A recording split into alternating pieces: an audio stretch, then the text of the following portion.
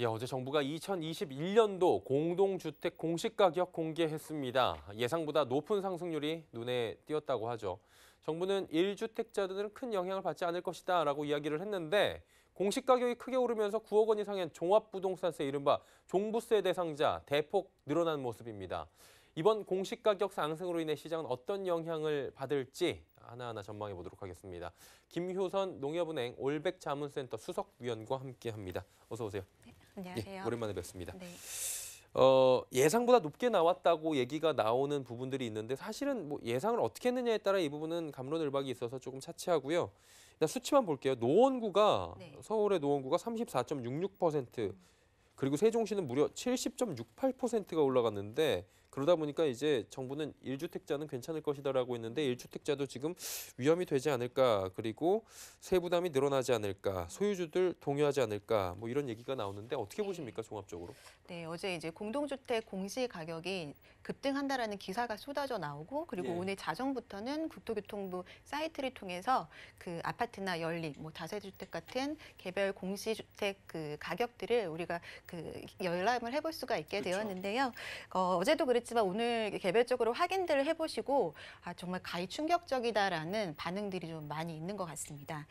그런데 이미 국토교통부에서는 지난해 11월에 그 공시 가격을 실제 거래 가격에 거의 준하게 올리겠다, 현실화하겠다라는 발표를 이미 한 바가 있었는데요. 예. 이에 따르면 공시 가격은 매년 약 3%포인트씩 제고돼서 2030년도에는 시세의 한 90% 수준으로 올리겠다라는 예. 내용이었습니다. 따라서 이미 예고된 공시가격 상승이지만 생각보다 좀 높은 상승률 때문에 여러 가지 세금이나 가격적인 그런 부담감이 예상보다 큰 상황입니다.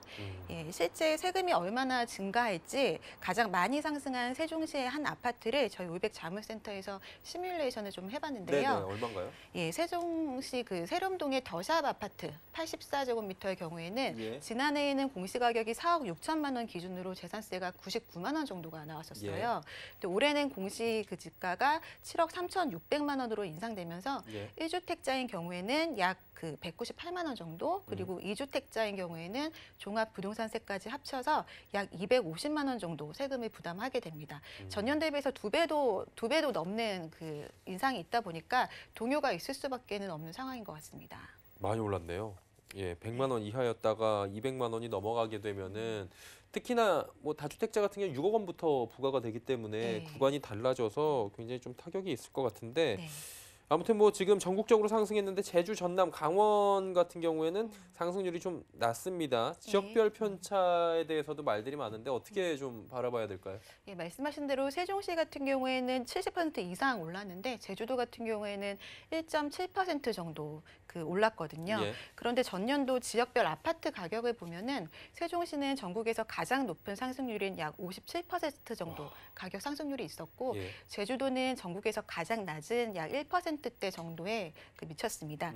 공시 가격만 상승할 수는 없습니다. 올해 공시 가격은 지난해 말 시세 기준에서 현실화를 좀 시켜가지고 공시 네. 가격이 산정이 되다 보니까 공시 가격이 상승했다라고 단순하게 보기보다는 이번에 시세가 급등한 지역은 다음에 공시 가격이 올라가는구나라고 좀 생각을 하는 게 좋을 것 같고요. 그래서 이번 공시 가격이 급등한 지역 소유자들의 마음도 동요가 있지만 사실 많이 올라가지 못한 지역의 소유자들도 마음이 좋지는 않은 상태일 것 같거든요.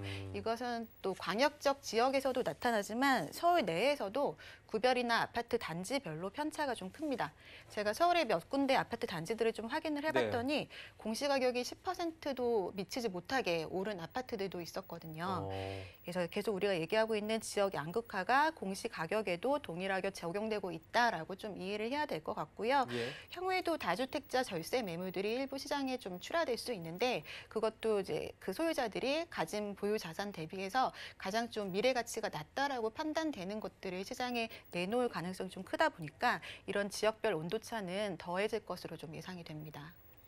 한마디로 지역별 편차뿐만이 아니라 같은 동 내에서도 지금 다를 수 있다. 예를 들어서 뭐 여기가 상암동인데 상암동하고 붙어 있는 지역과도 굉장히 차이가 날 수 있다. 네. 상대적 박탈감이 올 수 있다. 뭐 이런 얘기를 이해가 되는데 이게 이번 공시가격 시세 상승이 엄청나긴 하잖아요. 이렇게 한꺼번에 많이 올랐던 적이 있었나라는 지금 댓글들이나 궁금증들이 굉장히 네. 국민분들도 많으실 텐데 어때요? 있었나요? 이 정도가?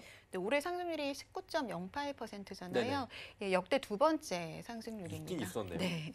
가장 크게 올랐던 때는 2007년도에 전국적으로 22.7%가 올랐던 때가 있습니다. 예. 예, 그 보시는 자료를 보면은 강남구 역삼동 이편한 세상 아파트와 노원구 청구 3차 아파트의 2006년부터 올해까지의 평균 시세와 공동주택 공시가격에 대한 자료입니다. 예, 가장 높은 공동주택 가격 상승률을 보였던 2007년도를 보면요. 예. 두 아파트 모두 각각 33%, 36% 상승하는 모습을 볼 수가 있는데요. 같은 시기의 시세 상승률은 44%, 33%였습니다. 또 금융위기 후인 2009년도에는 역삼동 이편한 세상의 경우 공동주택 가격이 16% 하락하는데요. 동일한 시기에 시세 또한 11% 하락하는 모습을 좀 볼 수가 있습니다. 오르기만 하는 건 아니고 이제 시세가 내려가면 저 때가 아마 리먼 사태가 터져서 맞습니다. 전체적으로 금융위기부터 해서 실물 경기들이 많이 네. 빠지는 해였는데 네. 많은 분들이 같은 생각하실 것 같긴 해요. 예. 저 때로 돌아가서 아파트 사고 싶다. 가격이 저도요. 많이 오르긴 했네요, 진짜. 네. 근데 이제 이번에 이게 공시 가격이 올라가면은 단순히 네. 대산세나 뭐 이런 것뿐만이 아니라 건강보험료나 복지를 지금 못 받게 되는 경우도 생기고 그렇죠. 혼자 네. 사시는 분들 건보료 올라가게 되고 여러 가지 좀 악영향이 올 수도 있는 건데 이게 어떤 영향을 줄지 주택시장 안정에는 도움이 될 수 있을지 이 부분은 어떻게 보십니까? 네, 공시가격은 장기적으로는 시세에 준하도록 현실화시키는 방향성을 좀 맞다고 보는데요. 그렇죠. 예. 지금 말씀하시는 것처럼 생활에 전반적인 좀 영향이 많습니다.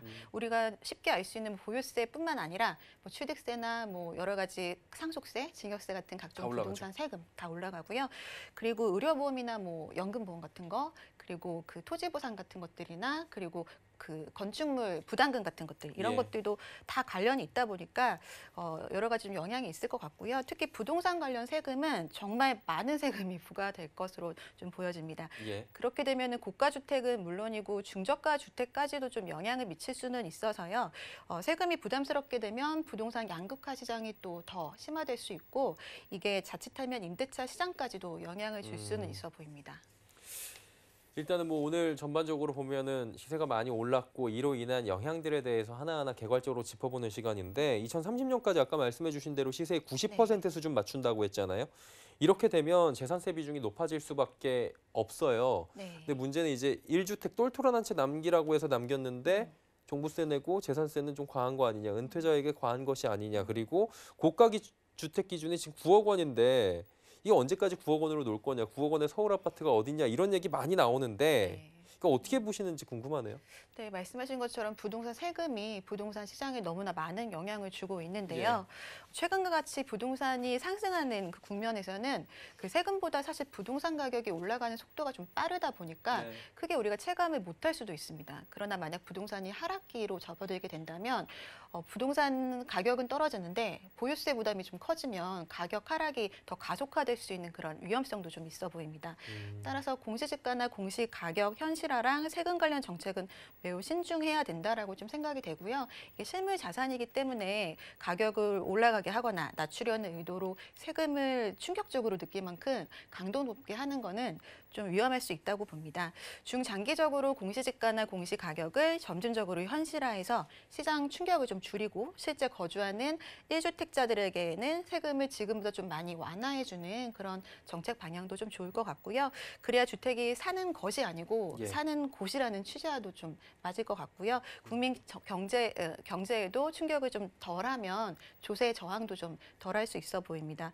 또 하나 마지막으로 말씀드리면 취득세나 양도소득세 같은 그 높아서 이게 매물 잠긴 현상이 나타날 수 있는데 그런 부분들도 시적절한 정책들이 좀 병행되면 좋지 않을까 하는 생각입니다. 예, 단순히 살 것이 아니라 우리가 네. 사는 것으로 주택을 다시금 볼 수 있게 네. 해달라라는 말씀이신 것 같아요.